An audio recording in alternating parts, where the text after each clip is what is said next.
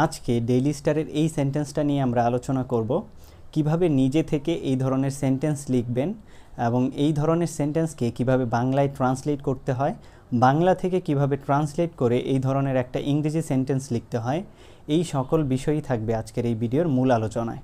তো সেন্টেন্সটা হচ্ছে, the ongoing flood has once again highlighted the need for taking decisive action to reduce our vulnerability to seasonal disaster.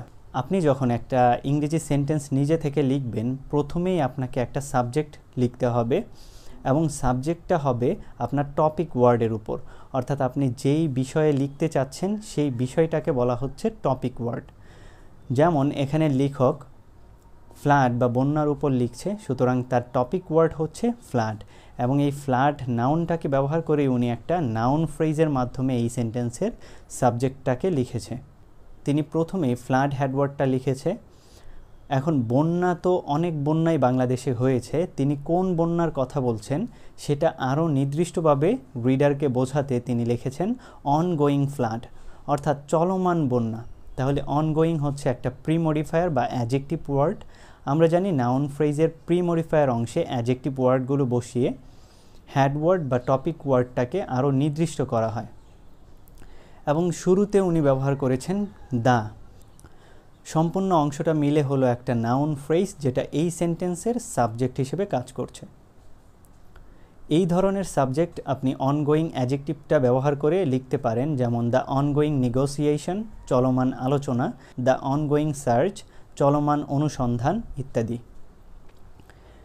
Subject লেখার পর এ পর্যায়ে লেখক প্রেজেন্ট পারফেক্ট টেন্স ব্যবহার করে একটা ভার্ব লিখেছে, কারণ আমরা জানি সাবজেক্টের পরই একটা সেন্টেন্সের ভার্ব লিখতে হয়।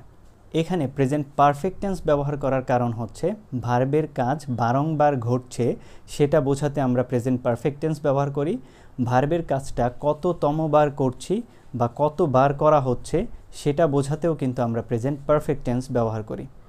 তাই এখানে লেখা হয়েছে হ্যাজ ওয়ান্স অ্যাগেইন হাইলাইটেড, আরও একবার সামনে নিয়ে এসেছে বা স্পষ্ট করেছে।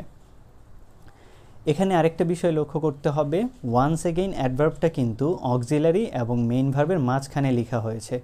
তো পড়া এবং লেখার সময় আমাদের এই অ্যাডভার্বগুলোকে ফাইন্ড আউট করে পড়তে হবে যে কোন ধরনের অ্যাডভার্বগুলোকে এভাবে অক্সিলারি এবং মেইন ভার্বের মাঝখানে রাখা হচ্ছে। আরেকটা বিষয় হচ্ছে হেডওয়ার্ড এখানে ফ্লাড সিঙ্গুলার, তাই আমরা কিন্তু হ্যাজ সিঙ্গুলার একটা ভার্ব ব্যবহার করেছি, হ্যাভ ব্যবহার করিনি, কারণ হেডওয়ার্ড সিঙ্গুলার থাকলে আমরা ভার্বটাকেও সিঙ্গুলার ব্যবহার করব। এইভাবে পারফেক্ট টেন্স ব্যবহার করে আপনি আরও লিখতে পারেন হ্যাজ ওয়ান্স অ্যাগেইন অ্যারেস্টেড, আরও একবার গ্রেফতার করা হয়েছে, হ্যাজ ওয়ান্স অ্যাগেইন স্টোলেন, আরও একবার চুরি করা হয়েছে ইত্যাদি। সাবজেক্ট এবং ভার্ব লেখা শেষ। এখন লেখক লিখতে চাচ্ছে যে হাইলাইট কোন বিষয়টা করা হয়েছে, সেটা হচ্ছে একটা প্রয়োজনকে হাইলাইট করা হয়েছে। প্রয়োজন যেহেতু একটা নাউন, তাই এটাকে নাউন ফ্রেজের মাধ্যমে প্রকাশ করা হয়েছে। দ্য নিড, এখানে দা হচ্ছে ডিটারমিনার, নিড হেডওয়ার্ড, সম্পূর্ণ অংশটা মিলে একটা নাউন ফ্রেজ। তাহলে হাইলাইট করা হয়েছে একটা প্রয়োজনকে। প্রয়োজন দুই ধরনের হতে পারে, একটা হচ্ছে কোনো ব্যক্তি বা বস্তুর প্রয়োজন, আরেকটা হচ্ছে কোনো কিছু করার প্রয়োজন।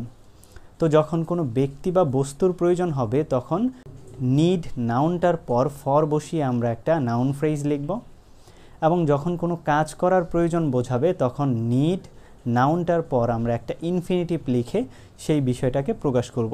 এখানে আমরা ফর বসিয়েছি কারণ ফরের একটা মিনিং হচ্ছে in order to do something, in order to get, obtain or have something.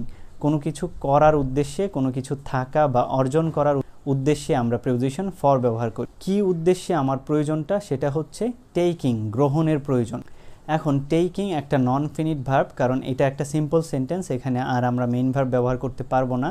একবার ব্যবহার করেছি হ্যাজ ওয়ান্স অ্যাগেইন হাইলাইটেড, এখানে আমরা মেইন ভার্ব ব্যবহার করেছি আর মেইন ভার্ব ব্যবহার করতে পারবো না, তাই টেকিং নন ফিনিট ভার্বটা ব্যবহার করেছি যে গ্রহণ করা প্রয়োজন।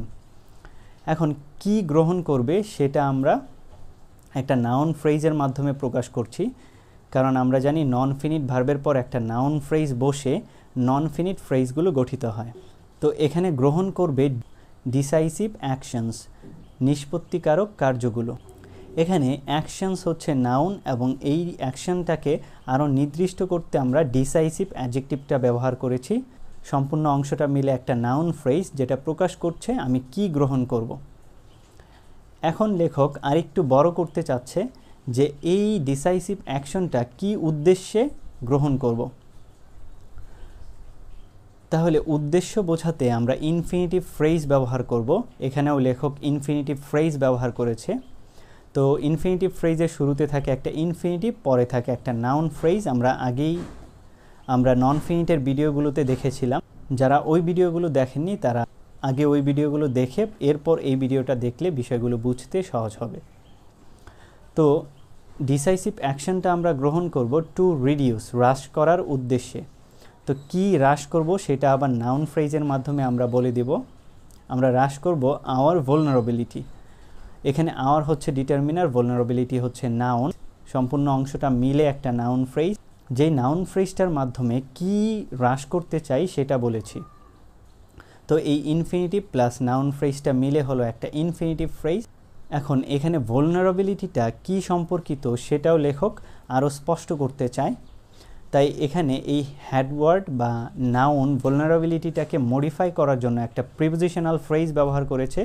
কারণ আমরা জানি প্রিপোজিশনাল ফ্রেজ অ্যাডজেক্টিভ ফ্রেজ হিসেবে বসে এবং অ্যাডজেক্টিভে একমাত্র একটা নাউন বা প্রোনাউনকে মডিফাই করতে পারে। তাই vulnerabilityটা কি সম্পর্কিত সেটা বোঝাতে আমরা প্রিপোজিশন টু ব্যবহার করেছি, কারণ সম্পর্কিত অর্থে প্রিপোজিশন টু বসে। এবং কি সম্পর্কিত? সিজনাল ডিজাস্টার সম্পর্কিত, অর্থাৎ মৌসুমি বিপর্যয় সম্পর্কিত। এইটা হচ্ছে আরেকটা নাউন ফ্রেজ, কারণ আমরা জানি প্রিপোজিশনাল ফ্রেজের স্ট্রাকচার হচ্ছে প্রিপোজিশন প্লাস একটা নাউন ফ্রেজ। সম্পূর্ণ অংশটা মিলে হলো একটা প্রিপোজিশনাল ফ্রেজ যেটা vulnerabilityটাকে আরও নির্দিষ্ট করছে যে আমাদের ভোগান্তি তো অনেক রকমেরই হয়, এই ভোগান্তিটা হচ্ছে সিজনাল ডিজাস্টার সম্পর্কিত। তো এইভাবে একটার পর একটা ফ্রেজ ব্যবহার করে আপনি একটা ইংরেজি সেন্টেন্স পরিপূর্ণভাবে লিখতে পারবেন, যার জন্য আপনাকে অনেক প্র্যাকটিস করতে হবে এবং আমার সাথে যুক্ত থাকতে হবে। এর পরবর্তী ভিডিওতে আমরা দেখব এই সেন্টেন্সটাকে কিভাবে বাংলায় ট্রান্সলেট করতে হবে এবং বাংলা থেকে কিভাবে এ ধরনের একটা সেন্টেন্সকে ইংরেজিতে ট্রান্সলেট করতে হবে। তো ওই ভিডিওটা দেখলে আপনারা ফ্রেজের উপর আরও ভালো একটা ধারণা পাবেন এবং রাইটিংটা আপনাদের আরও স্পষ্ট হবে।